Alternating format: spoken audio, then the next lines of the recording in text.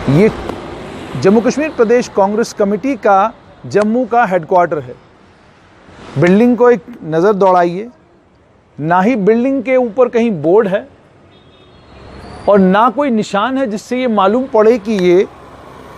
National party का जम्मू का दफ्तर है। जो खस्ता हाली कांग्रेस के जम्मू दफ्तर की है, ऐसा लगता है वही खस्ता हाली पार्टी की भी है। पार्टी के आइडियोलॉग माने जाने वाले पूर्व मुख्यमंत्री गुलाम नबी आज़ाद के करीबी 3 बार Jammu Kashmir high court bar association Jammu के अध्यक्ष रहे, पूर्व एडिशनल एडवोकेट जनरल, और जब भी कांग्रेस की नैया डूबने लगती थी जम्मू कश्मीर में तो उस नैया को पार लगाने में अहम रोल प्ले करने वाले भूपेंद्र सिंह सलाथिया का निधन हुआ। और निधन के बाद घर से उनके संस्कार तक, घर से जो उनकी अंतिम यात्रा जोगी गेट तक, उस अंतिम यात्रा में ना तो कांग्रेस का कोई बड़ा नेता नजर आया, ना कांग्रेस का कोई बड़ा दिग्गज नजर आया। अगर कोई था तो वो उस अंतिम यात्रा में सिर्फ इसलिए शामिल हुआ था क्योंकि वो भूपेंद्र सिंह सलाथिया का या तो करीबी था या उनके परिवार का करीबी था या किसी तरीके से कोई संबंधी था। लेकिन पार्टी की तरफ से संस्कार में, पार्टी की तरफ से उस परिवार का हौसला बढ़ाने के लिए, उनका गम, उनका दुख, उनकी तकलीफ कम करने के लिए कोई भी नेता उनके घर पर नज़र नहीं आया। आज दूसरा दिन है, अभी तक तो कोई नज़र नहीं आया। इसके बाद कोई उनके घर जा पहुंचे तो मैं कह नहीं सकता। सबसे कमाल की बात ये कि जिस कमरे में भूपेंद्र सिंह सलाथिया का शव रखा गया था, जहां वो अपनी आखिरी नींद कर रहे थे, उसी कमरे में कांग्रेस के बड़े नेता और राज्यसभा में नेता प्रतिपक्ष गुलाम नबी आज़ाद की उनके साथ खींची हुई फोटो अभी भी टंगी हुई है। गुलाम नबी आज़ाद ने भी किस्सा ऐसे ख़त्म किया कि उन्होंने एक प्रेस नोट इशू किया जिसमें उन्होंने ये कहा कि उन्हें बहुत दुख है और बड़ी तकलीफ़ है और भूपेंद्र सिंह सलाथिया का नुकसान उनका ज़ाती नुकसान है। ये कुछ चंद खूबसूरत लफ्ज़ों का इस्तेमाल करके उन्होंने भी बात ख़त्म की, लेकिन अपनी पार्टी के किसी भी आदमी की जिम्मेदारी नहीं लगाई, ड्यूटी नहीं लगाई कि आप उनके घर जाएंगे और मेरी तरफ से उनको श्रद्धांजलि भी देंगे, मेरी तरफ से उनके परिवार को मेरा ये संदेश भी पहुंचाएंगे और उन्हें ये कहेंगे कि हौसला रखें, हिम्मत रखें, मैं आपके साथ हूं। ये समाचार उस परिवार तक अभी तक नहीं पहुंचा है। उसके बाद कांग्रेस के जो जम्मू इकाई के नेता हैं, उन नेताओं में से भी कोई बड़ा नेता संस्कार में नजर नहीं आया। और अचरज में डालने वाली बात यह थी, केंद्र में सत्ता में राज्य में लेफ्टिनेंट गवर्नर का शासन है और यूं माना जाता है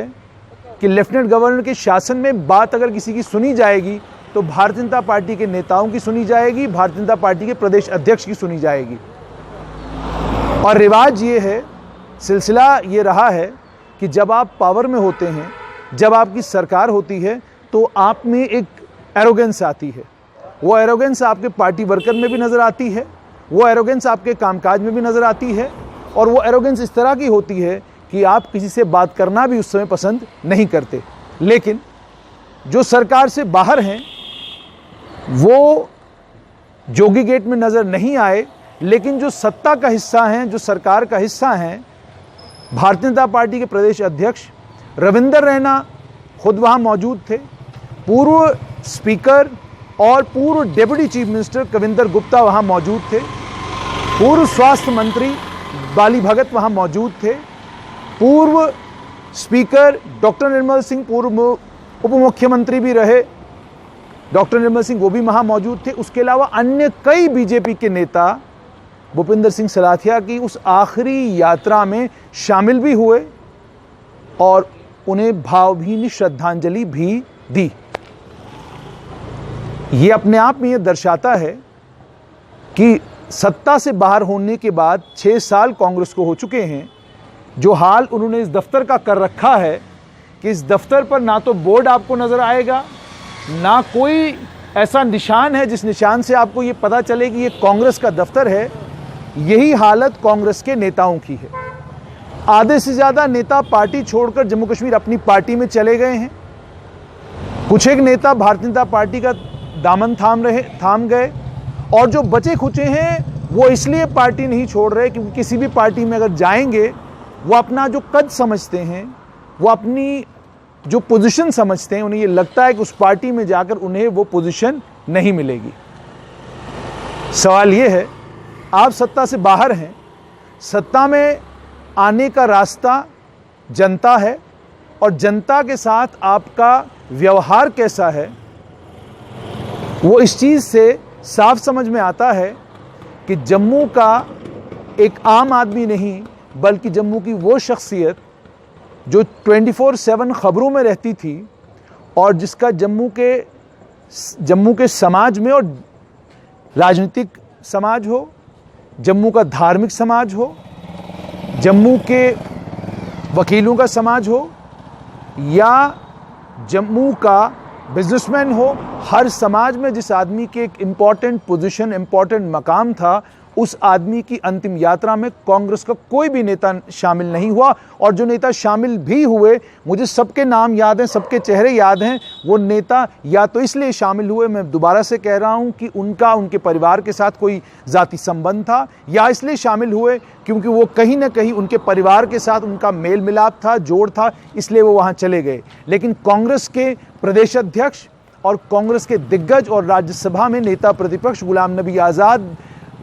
और उसके अलावा जो कांग्रेस के बड़े नेता हैं, उनमें से ना तो किसी के ट्विटर हैंडल पर कोई ट्वीट, ना ही उनका कोई प्रेस नोट जिसमें वो ये कहते कि उन्हें कितना दुख और कितनी तकलीफ हुई है सलाथिया साहब के निधन के बाद, ऐसा न कहीं देखने को न कहीं सुनने को मिला। एरोगेंस, ताकत में अगर आप हों तो समझ में आती है। आप अपने आप को सबसे बुद्धिमान समझते हो, सबसे चतुर समझते हो, और आपको लगता हो कि आपसे बड़ा राजनीतिज्ञ कोई नहीं और आपसे बड़ा राजनेता कोई नहीं, और आपका समय आएगा तो आप उल्टा पलट कर देंगे। वो तब समझ में आता है जब आप सत्ता में हो। लेकिन जब आप सत्ताधारी दल नहीं हैं, आप सत्ता से बाहर हैं और आपके सत्ता में आने के चांसेस लगभग नील के बराबर हैं, तो उस समय इस तरह की एरोगेंस, उस समय इस तरह की नॉन सीरियसनेस और उस समय इस तरह का व्यवहार साफ जताता है कि कांग्रेस अभी भी उसी मूड में है जिस मूड में कांग्रेस 2014 से पहले थी। भारतीय जनता पार्टी जनसंवाद कर रही है, भारतीय जनता पार्टी ई रैलीज कर रही है, भारतीय जनता पार्टी इलेक्ट्रॉनिक माध्यम से लोगों तक पहुंच रही है, और कांग्रेस, आप देख सकते हैं, कांग्रेस इस दफ्तर के अंदर से कांग्रेस चला रही है, जिस दफ्तर को देखकर आपको मालूम ही नहीं पड़ेगा कि इसका एड्रेस क्या है, ये दफ्तर किस जगह है, इसकी लोकेशन क्या है और ये किस चीज़ का दफ्तर है। अगर एक आम आदमी पहली बार यहाँ आए, उसे ये लगेगा अच्छा होटल है, यहाँ पे कमरे सस्ते होंगे, मुझे यहाँ कमरा ले लेना चाहिए। चिंतन करने का विषय है कांग्रेस के लिए। और वहीं पर भारतीय जनता पार्टी के प्रदेश अध्यक्ष हों या उनके बाकी नेता हों, आप कितना भी नॉन सीरियस उनको ले लें, आप कुछ भी उनके बारे में कहें, मगर एक बात माननी होगी कि वो राजनीति को समझते हैं